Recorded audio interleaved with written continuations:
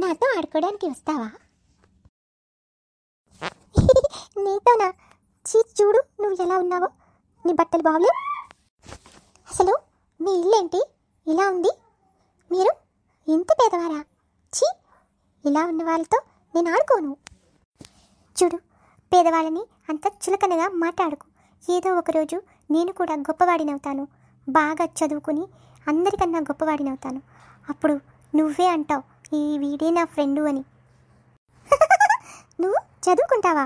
భలే భలే, చూద్దాంలే అప్పుడు. నువ్వు నన్ను ఇన్సల్ట్ చేసినందుకేనా నేను బాగా చదువుకుని గొప్ప పొజిషన్లో ఉండి నీకు చూపిస్తా.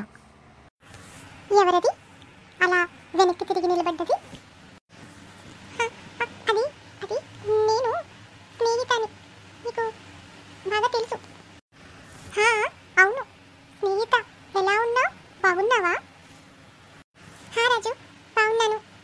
నువ్వు చెప్పక్కర్లేదులే, నువ్వు చాలా బాగున్నావని అర్థమవుతుంది. అలా వెనక్కి తిరిగి ఉన్నావే, ఇటువైపు చూడు. రాజు, ఎలా ఉన్నావు? బాగున్నావా?